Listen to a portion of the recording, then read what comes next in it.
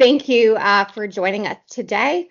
My name is Sarah Merricks, and I am the Chief Strategy Officer and the co-founder of the Global Network for Zero.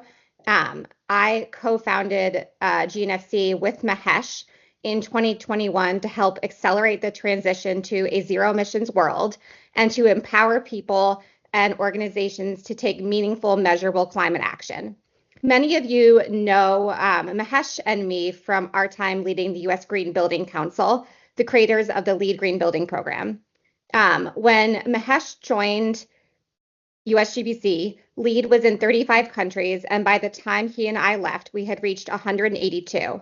It was from that position, growing LEED globally, where we witnessed extraordinary leadership, especially in Mexico, which has grown rapidly to become the 7th largest green building market in the world and continues to set the standard for sustainable design for the entire Latin America market. Today, I'm not going to spend time on why green building and decarbonization matters. You already know that. Instead, I want to talk about what's next, net zero. Here's where we stand globally with net zero. Only 0.23% of building globally are net zero. Net zero buildings are projected to grow 29% annually through 2027, but we're facing a 70% shortfall in the number of low carbon buildings needed, and investor and tenant demand is rising fast. Reaching net zero by 2050 will require the buildings and construction industry to decarbonize 3 times faster over the next 30 years versus the previous 30. The next frontier is clear: designing, constructing, and retrofitting buildings to address all emissions, scope 1, 2, and 3. Today, during this webinar, we'll explore how Mexico can lead this transition, how GNFZ helps remove barriers, and how companies like yours are already paving the way. Joining me today is Lou Salinas with Local Insights and my colleague Saranjani, who will demo our certification platform. We'll be joined later by Mahesh Ramanujam, our President and CEO of GNFZ. Please drop your questions in the chat. We'll end with a Q&A. And please don't be shy here. We welcome all thoughts and feedback. With less than 5 years to meet the Paris Agreement's target, most net zero pledges remain behind schedule. But the UN says 1.5 degrees Celsius is still achievable if we move faster. Buildings are central to that transition, especially in Mexico, where 88% of the population will live in urban areas by 2050, presenting an urgent need for better planning, infrastructure investment, and more sustainable cities. Every country in Latin America has ratified the Paris Agreement, and many are stepping up their efforts. In 2022, as I'm sure you all are aware, Mexico updated its NDC to increase its mitigation targets, aiming for a 35% reduction in GHG emissions by 2030, compared to the 22% reduction set in 2020. And as of November 2024, Mexico has, at last, a national net zero target of 2050 as part of a coalition of both developed and developing countries that pledged at COP29 to submit NDCs featuring top-line economy-wide targets that chart a steep path to their own net zero targets. Progress is happening. Major markets across Latin America are following Mexico's strong example and embracing the design, construction, and operation of high-performance green buildings. The green buildings material market in Mexico is expected to grow 9% between 2025 to 2030. The green construction market 11% from 2024 to 2030, and the green buildings market a little under 9% between 2023 and 2028. To reach its targets, Mexico's building sector must be fully decarbonized by 2045, with electrification reaching 70% by 2030. Achieving Mexico's national net zero goal will also require mobilizing as much as $6.2 trillion, which means the development of financing mechanisms to scale investment at the international, national, and subnational level is critical. In addition to financing, several infrastructure and policy gaps need to be addressed, including prioritizing renewable energies. Mexico's grid is currently comprised from 89% fossil fuels. Renewable energy capacity must expand from 30 gigawatts in 2021 to 240 gigawatts by 2060. Mexico's president, herself a climate change scientist with a PhD in energy engineering, is pushing for 45% clean power by 2030, investing between 23 to 33 billion US dollars in electricity and grid modernization with CFE. This is a significant departure from her predecessor's energy policies. As president-elect, she stated, the growth in demand must be absorbed by renewable energy sources. She is championing investments in solar, wind, hydroelectric, geothermal, and green hydrogen, and looking to scale your solar adoption on homes and businesses. She's continuing, however, to support state-owned oil and electricity companies, which mainly burn fossil fuels at older plants, and the state-owned Pemex, which is the world's most indebted oil company. This has the real potential to slow private clean energy uptake. I believe Mexico is well positioned to take substantial progress in its transition to net zero and build economic opportunity due to Mexico's own natural resources and strategic location, its manufacturing infrastructure, its available workforce, current and emerging policy frameworks, and last but certainly not least, your leadership in sustainability in the built environment, powered over the past decades by many of the people joining us here today. We thank you for your continued leadership. Whether it's been your work on LEED, EDGE, or general building decarbonization efforts, and the leadership that you have brought to the Latin American market, or Mexico's potential to manufacture and export the surging need for EVs and the batteries and materials that power them, manufacture and export the growing need for solar panels and other renewable energy technologies, including geothermal and wind, become a geographical hub for zero carbon shipping fuel, the creation of jobs across the renewable energy sectors, including manufacturing, installation, and operations and maintenance, and the ability to attract key investors and corporations due to the country's strategic location, Mexico has established a strong net zero foundation and roadmap to take its efforts to date to the next level. Now that we've set the stage, I want to talk about what we're doing to support this transition at the Global Network for Zero. We've created a platform and certification program designed to meet this moment. Our goal is simple: make net zero accessible, practical, and measurable for any building or business anywhere. GNFZ supports buildings, portfolios, and organizations with a full suite of certification programs, a global network providing expert support, and a supportive community of climate leaders working to accelerate decarbonization efforts toward a zero emissions future. Our framework is grounded in years of market insights and global best practices and is built to simplify net zero implementation by eliminating the complexity and cost that holds projects back. One of the biggest challenges we see is that buildings and businesses lack credible net zero transition plans. And implementation is slow because leaders don't have the data to make the business case. This is what we have set out to fix. We take a zero to zero approach, providing both the top and bottom of the market with a solution they can use to either take the next step to net zero or just get started. For instance, buildings that have achieved already high levels of sustainability performance can use our platform and process to take the next step and tackle their scope 1, 2, and 3 emissions. But there are also no prerequisites, and we meet buildings and businesses where they are, recognizing progress at every step. This means that we enable buildings that have never pursued a green building program or businesses that are just getting started to put in place a plan and roadmap to transition their building, assets, or business to net zero. We currently offer 3 certification options for buildings, portfolios, and businesses. Our net zero certification for buildings provides a framework to demonstrate that buildings are designed, constructed, and operated to net zero by removing scope 1, 2, and 3 emissions, generating more energy than they consume, saving more water than they use, reducing waste, and positively impacting the physical, mental, and social health of occupants. Here we offer 4 categories with 3 certifications under each. We define net zero emissions as a building balancing its total scope 1, 2, and 3 emissions with equivalent emissions removed or offset. You may ask yourself, how do we calculate this? Saranjani will cover this in our demo, but for scope 1, we look at fuel sources and their consumptions, the consumption of refrigerants, and fuel consumption of vehicles owned or controlled by the reporting organization. For Scope 2, we look at a building's annual consumption from these sources here on this slide. And for Scope 3, we look at indirect downstream activities, including the 15 categories outlined here. Our next category is energy. We define net zero energy as a building generating renewable energy on-site or off-site equal to its annual energy consumption, resulting in the mitigation of Scope 1 and 2 emissions and zero net energy drawn from the grid. And the last two categories impact things beyond scope emissions.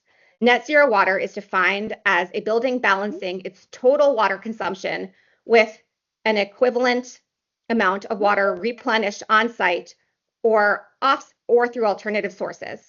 And net zero waste is defined as a building that aims to eliminate waste generation by maximizing recycling, composting, and other diversion strategies to achieve zero waste sent to the landfill.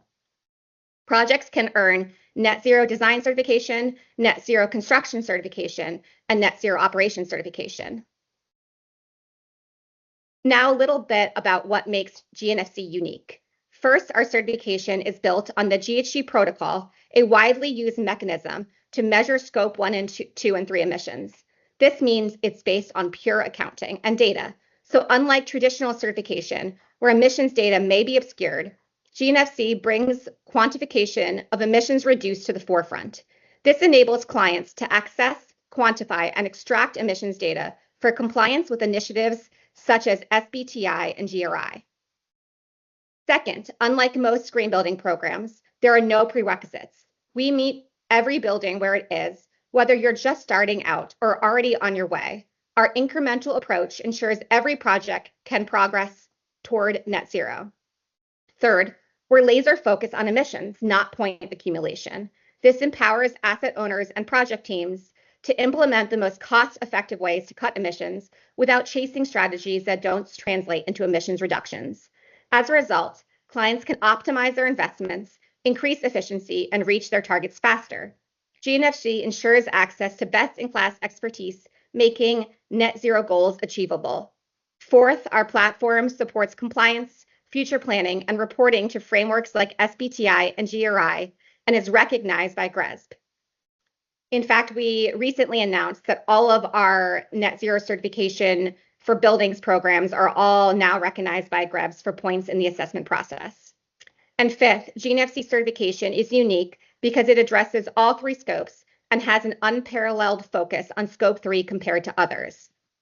And lastly, because we follow the guidelines in the GHG protocol, our certifications more accurately account for embodied emissions. Our design certification assesses embodied emissions from building materials, while our construction certification assesses embodied emissions from building materials, processes, and emissions due to electricity, fuel, and more consumed exclusively for construction. And our operations certification assesses embodied emissions from building materials or equipment used during major retrofitting or end-of-life replacement during the baseline year considered. This is especially critical because embodied emissions are becoming an increasingly important part of green building design and construction. They account for 11% of global carbon emissions, and as buildings become more energy efficient and their operational footprints decrease, this percentage is only expected to grow. From the design phase to construction to operations, we account for embodied carbon at every stage. GNFZ's net zero certification for portfolios allows you to create a roadmap and plan to transition your full portfolio of buildings to net zero. Our platform allows you to assess the performance of your portfolio at the asset level or at the full portfolio level. In addition to this, you can also examine performance data by geography, by asset class, by building size and type, and more. This certification is also offered across emissions, energy, water, and/or waste categories. Lastly, GNFZ offers a structured stepwise pathway for businesses to also reach net zero while aligning with international standards. This framework simplifies the process with clear, actionable steps from setting baselines and conducting assessments to implementing robust mitigation strategies and fostering continuous improvement. By adopting GNFZ's framework, businesses can achieve regulatory compliance, operational efficiencies, and long-term sustainability leadership. GNFZ's net zero certification for businesses is also offered across the 4 categories of energy, water, waste, and or emissions. Now it's my pleasure to introduce Lou Salinas, who has nearly 20 years of experience as a leading sustainability professional. A lead AP since 2008, Lou and her company 3 have delivered some of the most iconic projects in the region, including the first LEED Zero Energy project in Mexico, and the first 2 projects to achieve LEED for Homes Platinum, the first LEED for existing community certification, the first LEED for cities certification, and the tallest tower in Latin America. In 2019, Lou was awarded the prestigious LEED Fellow designation, the highest achievable for a LEED professional in the green building industry, in recognition for her outstanding contributions to the green building community. Lou continues to make the case that the sustainability sector needs to strive for continuous improvement in how we address the ongoing impact that buildings contribute to our global crisis. In 2024, Lou and her firm delivered the first GNFC certified project in Mexico, North America, and the Latin American region. Please join me in welcoming Lou, who will now share with us a case study in net zero success. Thank you, Sarah. It's such a pleasure to be here with you guys. And basically, I'm really excited to share this experience because we definitely learned a lot from working together with GNFZ. And this is a project that was very successful in its process because we achieved the certification quite quickly. It's a very special project, and I'll try to explain and I'll try to dig into the data so that you can have an idea of better understanding how this tool works. But definitely this tool was extremely valuable for the client to identify where they could do better. And now the project, as it has been moving on to this next reporting year, the client has been doing some increasing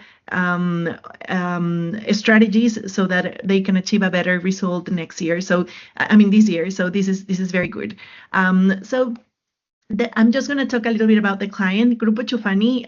They're a top-tier builder in industrial and institutional and commercial excellence. They're located in Querétaro, and they're a very large company that has been pioneering on sustainability. They were established in 1991, and they have this philosophy of really creating projects that have lasting impacts. They've been leaders not only in Global Network for Zero, but also in other certification tools.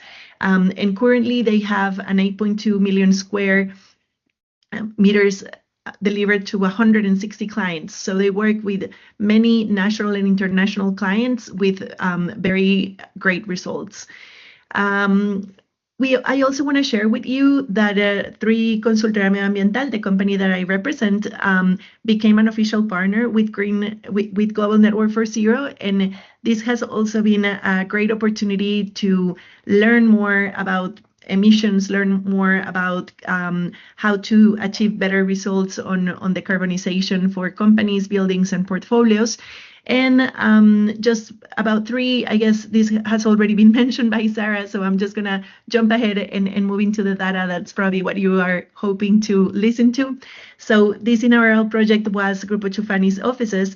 The building was built more than 10 years ago. So this building was existing. So the tool that we use was the operational tool within GNFZ. And the project is located in Santiago de Querétaro, and this is their business office headquarters. So the company measured scope 1, 2, and 3 for their headquarters and the operations that occur within their headquarters. Obviously, they have other operations on the construction sites where they're building projects, and they participate in those projects for a little while, and then they move to the next project. But we tried to analyze, at least for this initial year, what was occurring specifically in their headquarters. And this is a building of almost 8,000 square meters. So the building is owned by them. They rent one of the floors within the buildings to another company that's also committed to sustainability. And they achieved LEED, I believe somewhere around 2014 or 2013.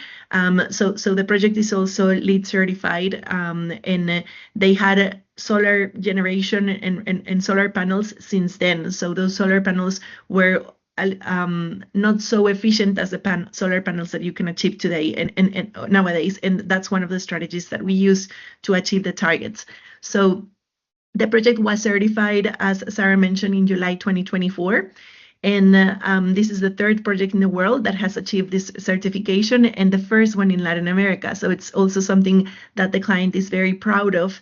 As clients, they have been pushing, or as builders, they have been pushing their own clients to achieve scope emission reduction and certifications, and showing with the example that they are committed to sustainability, not only on scope 1 and scope 2, that it's very that it's more common now, but also including scope 3 and using GNFZ as a tool to make it happen was something fantastic. So here are just a few quotes from Sergio Chufani, which is the founder of Grupo Chufani. He's definitely proud of how the collaborative relationship allowed them to understand the net zero in a more easy way, and how they can impact those learnings into the rest of their portfolio and buildings that they build for other clients. They have been in the forefront of sustainable construction, as I was saying. They use cost-effective, innovative, forward-looking solutions, and are always ranked among Mexico's leading green builders. But this certification sets a precedent not only for the country, but for the entire region, because they want to promote net zero and GNFZ in Mexico, so that other companies can also use and demonstrate their best practices through decarbonization. And I mentioned that this is a North Star because anyone with the impression of achieving achieving net zero is too time consuming, expensive, or confusing has not seen the tool that Sierra and Gianni is going to show us in a little while, because GNFZ really makes it easy to understand what needs to be accounted for on each one of the scopes. It makes it easy to provide the evidence that is required to actually demonstrate compliance. And it gives you a very easy and understanding way of going through an inventory, an emissions inventory, and then to a strategic plan for net zero, and then to achieving net zero, and then to continuously maintaining that net zero and reducing the impacts over time. So I'll show you a little bit about that when I give you the example. So I'll talk a little now. I'll talk about the certification process. But first, I just want to remind, I know this is like something that you should all know by heart, but if somebody doesn't know it, I just want to explain this because I think it's very relevant that we continue to educate ourselves and to make sure that we understand this. So there's obviously many types of different gases and emissions that are sent to the atmosphere from the operations of buildings. And they're divided on scope 1, scope 2, and scope 3. So the scope 1 are the direct ones. So that means electricity that you take directly from the building, how many kilowatts I'm consuming, and what's the emissions of the gasoline or diesel or gas or whatever it is from the company vehicles that I own. And then on scope 2, that means what's the cost of those indirect emissions from the purchased electricity, steam, heating, or cooling that I use for my own use. So scope 1 and scope 2, it's quite easy to calculate, quite easy to demonstrate. There's many other tools in the market that can help you document that. But I guess scope 3 is the one that's a little bit trickier because it's also indirect, but it's indirect from the activities that me as a company or people using a building operate on a day-by-day basis. So you need to consider as well the employee commuting, the business travel, the waste, the energy being consumed to the pumping of water to the building, the fuel and other energy-related activities that it's bring, for example, the packages that you send to other companies or places. So everything basically that all the operations that are embedded into your building. So that's a little bit trickier as a consultant because sometimes you don't get to know so many people within a company that actually operate or take decisions on a daily basis that create emissions that are indirect emissions that are considered in scope 3 and that we normally oversee. So when you're focused on a building, in order to go to GNFZ, you must not only focus on the building, but also focus on the operation, on how things are gonna be moved around, and get to know people from the purchasing department and people from the investment departments, and because you need to consider other things. So specifically for this project, we took a baseline period from October 2022 till September 2023. And basically, the first thing we did was create an inventory for scope 1, 2, and 3. And there we easily identified that we had some challenges on stationary combustion for scope 1. From scope 2, we had hurdles on purchased electricity, and there was an uphill battle for scope 3 emissions, especially on transportation distribution, on employee commutes, and on air travel. So those were coming out from the headquarters, right? So we basically summarized our inventory like this. Scope 1 emissions were very small. Scope 2 emissions were 25% maybe, and scope 3 emissions were almost 75 or 75.5. So basically scope 3, which is the one that we normally leave out of the equation, is the one that had the worst impact on the environment. So analyzing this and then finding solutions to reduce the scope 3 emissions was very interesting. So if we want to make a close-up to what happened on scope 3, well, basically what I'm telling you is employee commuting was very tricky. So strategies such as home office or organizing employees so that they can share trips and do carpooling and things like that would definitely reduce emissions. And those strategies not necessarily need to increase cost or on the operations, on the daily operations of the company. They're just strategic, but you don't know they're so large until you basically make this inventory. So the first step is creating the inventory, and it's great. And once we had the total kilograms of CO2 CO2 emissions calculated, we had a target, right? So the first thing was create an emissions assessment and you receive a certificate. So this is very cool because as you go through the process of GNFZ, they give you different certificates. So there's many times that you can celebrate with your clients. So the first one is we created the inventory. Now we know. So when you get that, it's being reviewed by this third party, international third party that has all the experience. It's matched with the greenhouse gas protocol. So that's fantastic as well because you can basically use this as Sarah mentioned for SBTI, for many other tools or other requirements. And then the second step is that you have to create a net zero plan. So now that you know where your largest creation of emissions are, you basically focused on strategies of what you're going to do for scope 1, for scope 2, and for scope 3.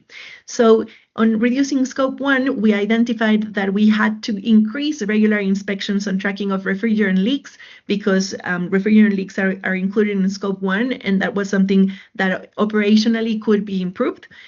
We also analyzed that improving equipment usage and implementing energy efficiency practices through educational workshops would be good. So, for example, there are days within the week that most of the people go to work on home office, but there are certain people that go to the office because they prefer to do that. But you had one person on one floor, another person on another floor, and basically by talking to them, they just got together in one floor. So when you could actually reduce energy, you did it with strategies that are not necessarily increasing the cost of the operation, but basically reducing the cost of operation just by thinking about energy. So education is very key to make this happen. And then scope 2 emissions, installing and monitoring solar panels. So we had solar panels that were 200 watts efficient or of capacity,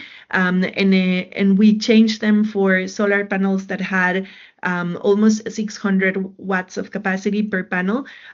So and the other ones got donated to a school. So basically they also created social positive impact, but at the same time they increased the amount of renewable energy that they could provide in the same area of roof, and that allowed them to reduce 100% of scope 1 and scope 2 emissions. So this was fantastic because this building is net zero energy, on-site energy, and then net zero carbon.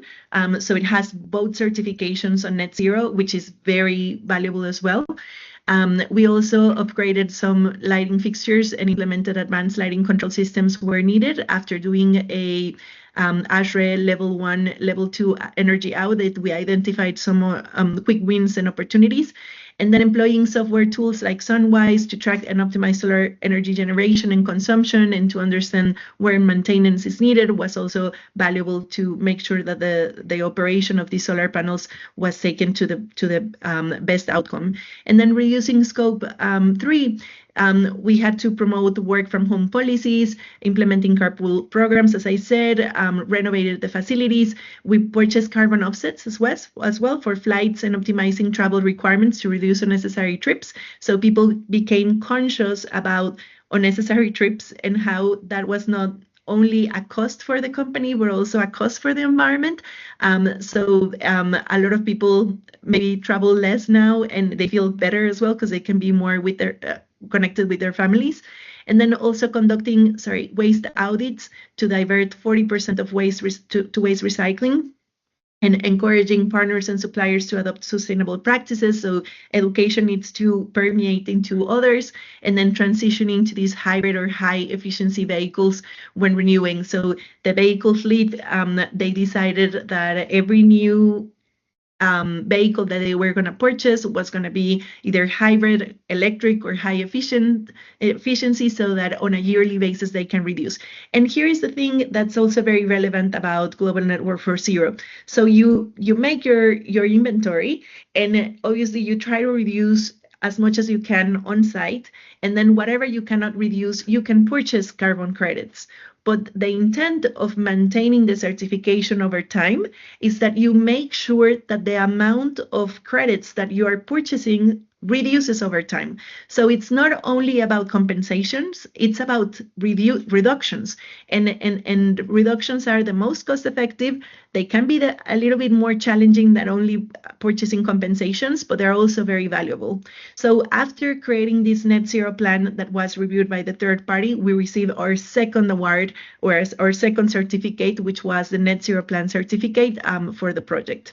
And then we moved on to the next category, which was purchasing carbon credits.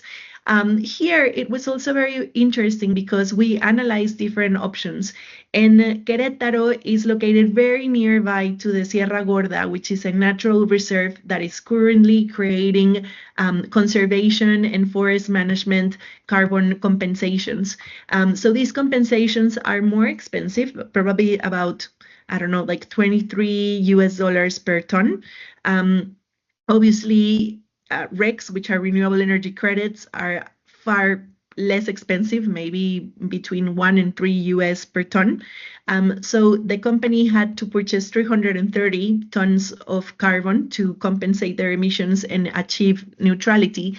And they decided to purchase 30 to Sierra Gorda and 300 of RECs, so that they can compensate in a way that not only reduces carbon emissions or through renewable energy that is embedded into the electrical network, but also create social impact and conservation and biodiversity promotion through investing in their regional, local forests that they have in Querétaro. So I think that that's also very cool and very valuable from Chufani, because they didn't only decide to go for the cheapest option, but they decided to balance it off into something that was cost effective, but at the same time high in impact, in positive impact. So that's very cool. And after achieving that, we received the third certificate, which is the net zero certification. And now the project can be considered net zero because we demonstrated for an entire year that we have an inventory, we have a plan to continue towards the future, and we pay the compensations to actually achieve neutrality. And this will move on. So this following year, we're analyzing as well how the inventory changed according to the strategic changes that occurred within the company and that are mobilizing towards decarbonization. And we haven't ended the calculation yet, but we hope that the amount of carbon compensations that will need to be purchased are lower than the ones we had last year, and that's a strategy to move forwards toward the future so that the project can continue becoming and demonstrating its neutrality on a yearly basis over time. So just very valuable data monitoring plan. So the strategies that are being monitored and analyzed at this point in time are the solar energy use, the commuting emissions, the air travel emissions, the HVAC efficiency with the leakage rates, the waste diversion, the lighting and energy use, and the overall emissions. And tracking these KPIs, we will be able to continue improving over time and creating and following this decarbonization path that has been developed on the net zero plan for this building and for this company. And basically, that's all I need. I have to share today, but I'm happy to answer any questions if there are any. Just put them on the chat so that Sarah and Jenny can show us this great tool as well. Lou, just before Sri Nanjini jumps in to show the tool, it's wonderful to meet you. It's wonderful to connect with you again. You know, what is exciting is that every single time we hear you, we engage with you, something better happens for us. So thank you for being such a fantastic leader of the green building movement, and most importantly, leading by example always. And I don't think anybody can match your energy. So thank you so much. You can, Mahesh. Thank you so much. Sorry, I just joined late. For some reason, I assumed the meeting was 30 minutes after. And then I just was getting ready to join early 15 minutes ago. And then suddenly I see like the presentation had already started. So I was waiting patiently for you to finish. So thank you for that wonderful presentation. Thank you. Thank you for the invitation. Of course. So I think, Sri Ranjini, I think it's your turn to jump in and do the demo, and then we'll continue to answer any questions. Yes, sir, we can do that. So yeah, we can take the questions everybody. after your presentation. Yeah. Absolutely. So I'll just start by sharing my screen. Great. So I am guessing my screen is visible. Let me start by talking to you about our certification platform. This is the login interface to Global Network for Zero's Net Zero certification tool. If you are a first-time user, you can go ahead and sign up. It's a very simple sign-up process. I'm just going to go ahead and sign in here. And what you see as soon as I sign in is a whole list of projects that I have been working on. But when you are a first-time user, then this is what you would see. It would ask you what is the net zero certification that you're looking to pursue. As you're aware, we've launched this for the buildings. We've scaled this up to include real estate portfolios and businesses as well. And for the ace of today's demo, I'll be walking you through the buildings interface. So let's start by looking at a project that's Alpha Tower 3310. As soon as you start the project, you would see the overview tab. And this is basically where you can take control of your project for its submissions for the validation process. We'll come back to this in a while. We will start instead with the basic info. And as the name suggests, this is where you provide all the basic information about your project. You can tell us the building title, the occupancy category. Now, as far as the occupancy category is concerned, there's a whole drop-down list that you can pick from, but feel free to type and tag it as well. You can then go on to tell us the target certification area, geolocate your project. And what's interesting here is this particular question, which will ask you if this building is a part of. So let's say the project that you're working on is not a standalone, but rather an asset that belongs to a larger portfolio, or maybe it's a building that's within a larger campus, or perhaps it belongs to a larger organization. Then you have the opportunity to tag this to the larger entity. And that's what I've done right here. You can then go on to tell us if you'd like to keep your project data submission confidential, and also upload photographs and videos of the project as well.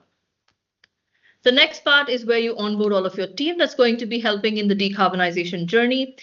This could include anyone and everyone, right from your facility management team, the consulting partner, your HVAC, MEP consultants.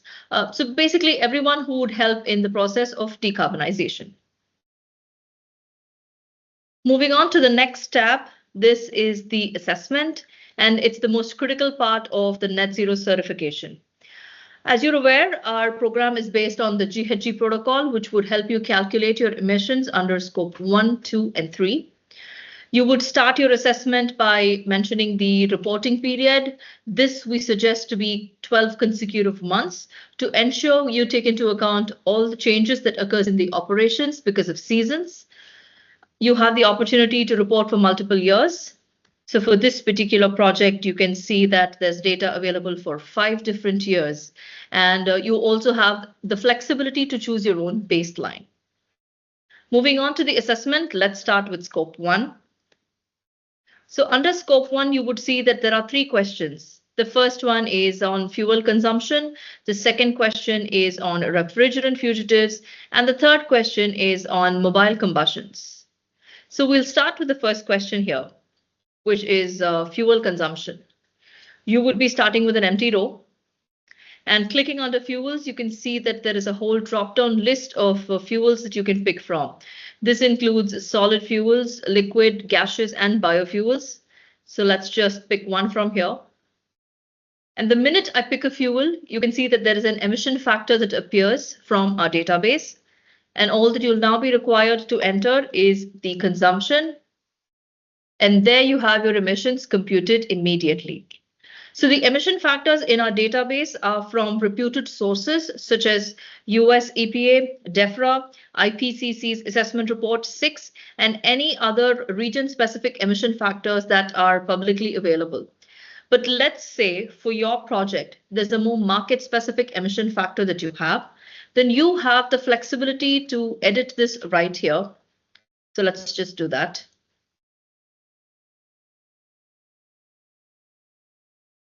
And the minute I've edited the emission factor, you can see that there is an icon that appears. Now, hovering over this, it will give you the default value from our database, and you can always compare it with the more market-specific emission factor that you have now entered. We can look at one more calculation. So let's look at refrigerants. So here again, you would start with an empty row. Clicking under the type of refrigerant, you can see there's a whole drop-down list that you can pick from. I'm just picking one here. Again, the minute I click the refrigerant, you can see there's an emission factor that appears. And all that I'll now be required to enter is the consumption. And there you have your emissions computed immediately. This is how all of our calculations work. That was scope 1. Moving on to scope 2, this is where you take into account the emissions from the energy consumption of your project. This would include the non-renewable electricity purchased from the grid. Let's say you are generating renewable energy on site, you can include that. At the same time, if you are procuring renewable energy from an off-site source, that can be accounted for as well under scope 2. Now, scope 3 is where it gets a little more interesting. There are 14 different categories under which it's possible for you to capture data. And depending on the typology of your project, materiality will play a very significant role in what data gets captured under scope 3. So for this particular project, which is a commercial office tower, there is data that's available under waste disposal. This is basically the waste that has been sent to the landfill. There's again some data on waste incinerated as well as employee commute. Now, at the end of all of this, there's a summary of scope emissions. This is basically a summation of your scope 1, 2, and 3. And then you can go on to tell us if there are any best practices or standards that you're looking to implement in your project, and also provide all documents that would help substantiate the data that you have provided in the assessment. So these documents could include something as simple as your bills, invoices, your BMS data. Let's say there's a particular methodology that you have pursued for any particular calculation. You could include a document on that. Or perhaps if you have edited an emission factor, then provide the source document for the particular emission factor as well. So all of these would help in the whole validation process of your assessment. The next tab is Net Zero Plan. So what's happened is you've completed an assessment, you've set a baseline, you know where your project stands in terms of its emissions, and it's now going to be important to prepare a decarbonization roadmap to get your project to net zero. So this net zero plan is basically a narrative document that the project team prepares in collaboration with the consulting partner. And it will talk about the various strategies you're going to be implementing to get your project to net zero, the timeline by when you want to achieve net zero. And of course, if you're looking to purchase carbon offsets at some point to perhaps address your residual emissions, then all of that gets included in the net zero plan, and the same can be uploaded right here. The next tab is carbon offsets. So like I mentioned, if you are purchasing carbon offsets at some point, you can come back and report that purchase right here by mentioning what was the planned purchase, what is the actual purchase that has occurred, and of course, a cumulative of the actual purchase is taken into account for the final calculation. The next tab is net zero milestones. So, you've basically strategized your decarbonization roadmap, which means you're going to be implementing these strategies that could lead to a reduction in your emissions annually. So you can come back and report that reduction right here by mentioning what was your planned reduction, what is the actual reduction that has occurred after the implementation of strategy, and of course, a cumulative of the actual reduction is considered for the final calculation. The next tab is summary of emissions, where you see all your numbers right from the assessment up until your net zero milestones. So here again, you would see your scope 1, 2, and 3, and a summation of that. This is from your baseline. And then if there have been any carbon offset purchases, that gets accounted for. Any reduction in your emissions through the implementation of strategies, that gets accounted for as well. And the number that you finally see is now the emissions that the project has to avoid to get to net zero. This summary of emissions can be downloaded as a spreadsheet or a PDF. It's also available as a link that can be copied and shared. The final tab here is project files, where all the documents and all the photographs that you are uploading in the various tabs gets centrally stored here for easy access. Now let's go back to the overview tab. Like I said, this is where you take control of your project submissions. You can see I have said that I've already completed the building information, I've already completed the team information, and now that I've completed the assessment, I'm going to go ahead and submit this for a review. The minute I click next, there's a payment gateway that will open, following which you'd be able to submit your project for a third-party validation. Now, I will walk you through a project that's already gone through this validation process. So here you can see this is Alpha Office 1110. And from the overview tab here, you can see that it has already achieved 2 certificates, namely the assessment and the net zero plan. So what happens is the minute you submit a project for a third-party validation, there's an independent third-party reviewer who's brought on board, and there's a very transparent interaction that can happen between the reviewer and the project team. All of this gets recorded right here under the comments. So you can see when there is any queries that are raised by the reviewer, this can get addressed immediately by the project team. Some documents can be shared as well to help address these queries. At the end of this, when all queries have been addressed, the reviewer would recommend the project for the certificate, at which point GNFZ will approve the certificate, and it's made available right here at the overview tab. And that brings me to the end of my presentation. Happy to answer any questions that you might have. I think we have a series of questions on the chat. I would like to answer from David. First of all, the first question is, how long is the certificate valid for?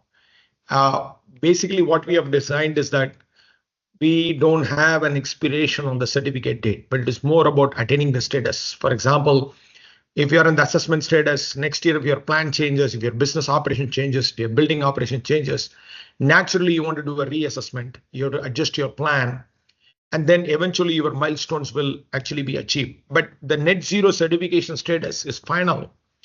And after you achieve it, unless your certification level goes below significantly and you want to recertify for a permanent reason, then you can come back and recertify. Otherwise, generally we kept the certification valid in perpetuity as long as you're maintaining the zero status. I think the second one was carbon compensation used in order to achieve GNFZ certification. So two answers to it. One, carbon offsets are allowed, like Lou pointed out on the call, that for some of the scope 3 emissions for Grupo Chufani, basically we had to leverage carbon offsets because we could not eliminate the entire scope 3 emissions, particularly when it is related to business travel and employee commute and all, because that's a little bit of a larger process. But the good news is an organization can keep track of it, can continue to work with its policies to really create the change. And that's what we observed in the presentation. Second is that we allow carbon offsets, we allow offsite solar, we allow all of it because our goal is to get people started on net zero and help them to get to the journey using all the tools that's available to them today. And then like everything else, you have to continuously improve. If you can improve your certification process, which is basically improve your asset and lessen the impact that you have on the environment, you can actually reduce these things over a period of time. But we all know that it cannot be reduced instantly overnight. Then very few buildings or very few businesses only will get to net zero. So that's kind of it. And how do you become a partner and what does it imply? You know, a GNFC partner is, first of all are welcome to be partners. It's a network. Like-minded leaders should come together and share. That's why today Lou shared that presentation. She wanted to share this because she wanted to highlight her experience and the opportunity that it does for the Mexican market. And most importantly, encourage everybody to join us because the mission to net zero is not going to be done by 1 or 2 or 10 of the people on this call, but it is going to take everybody on this call. So Lou, do you want to comment on that? Just anything you want to share there? You have a lot to share there. Oh, I totally agree. I would like to share that for everyone to consider the power of zero. Zero has a very strong power on clients and developers and building owners and users because it's very easy to understand. Everybody understands what zero means. Zero is zero. So use that power to help decarbonization, to make it clear to people that what we need to achieve is zero, hopefully more than zero, so minus. Yes, but if that's not possible, at least zero. So just use that and make it easy for people to understand so that they can focus because it's definitely feasible. I mean, you would think that a building that size with the operations that they have would achieve this in a few years' time. It would achieve it in 2030, 2040, 2050.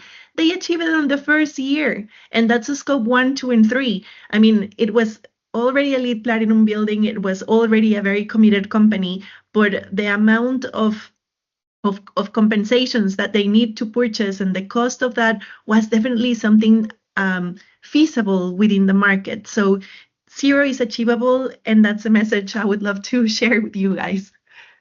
Thank you, Mahesh. Thank you, Lou. That was very nice. Zero is power. For the first time I've heard that line. That's a good one. And Sarah, keep me honest because there are other questions that I'm seeing. I can take the question that someone asked a question of whether a company that operates in only 2 levels inside a building can pursue the certification, or is it only for entire buildings? So the answer is that yes, they can definitely pursue and achieve it. We recently had a client in Brazil who is a tenant, and they operate 1 floor inside a much larger building, and they certified just their floor space. So it is definitely possible. We've also seen buildings that are quite small achieve the certification under 200 square meters. So I can share some case studies in the chat in case anyone wants to read up on those projects. And then Sarah, the next one is that I see multiple people congratulating Lou, and we have to say yes, we agree. We also congratulate Lou and 3, and many more accomplishments to come. What would be the scope for a community certified with GNFC? I think when we started thinking about zero and the way Lou presented it, zero is agnostic of sector, agnostic of spaces, agnostic of industry, because ultimately everybody has to get to decarbonization. So from that perspective, a community level certification will be even better than a building level certification, because naturally a space to a building, building to a portfolio to a business, and a business is being part of a city and community, because ultimately the zero is about creating a positive impact on the people, planet, and profit, right? At the end of the day. So the scope of a community certified with GNFC will be similar. Will follow the same GHG protocol. Obviously, what we measure for emissions, that category, scope 1, 2, 3 will remain. But however, what kind of ingredients goes into it? How do you do inventory assessment? Whether you consider buildings, whether you consider businesses, whether you consider government facilities, whether you consider government operations, commuter operations, citizen operations, all these things will be factored in. So we are already working on it.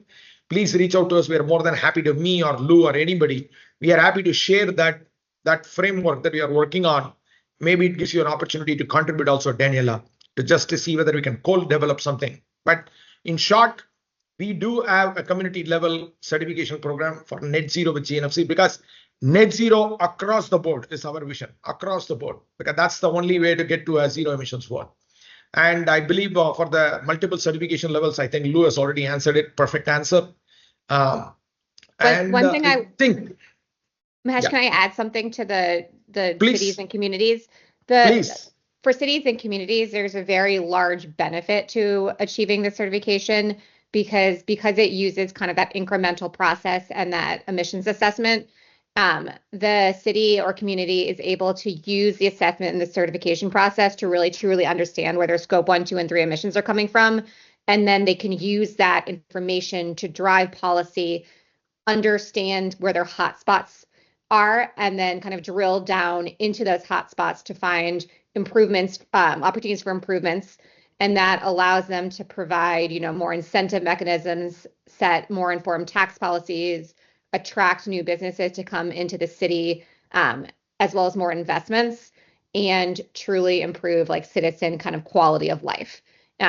So there is like because it's, it's a very large scale kind of opportunity and benefit. Thank you, Daniela. Good questions. I like all the questions. Anybody else? Any more questions that we can answer?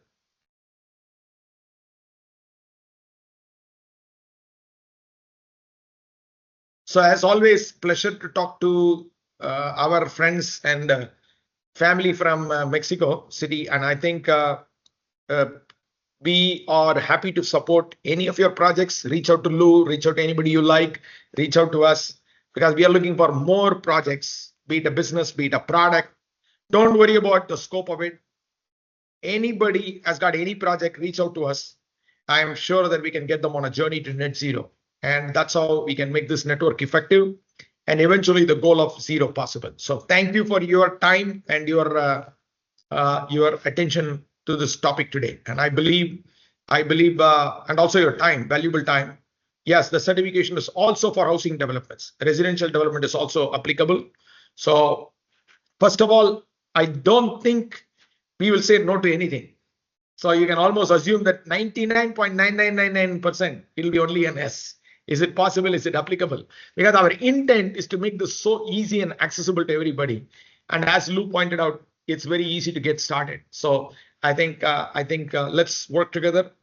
And I just want to thank all of you once again for your time, attention, and your support. Thank you very much. Have a great day. Thank you, Lou. Thank you so much. Have a wonderful day. And everybody. Yeah.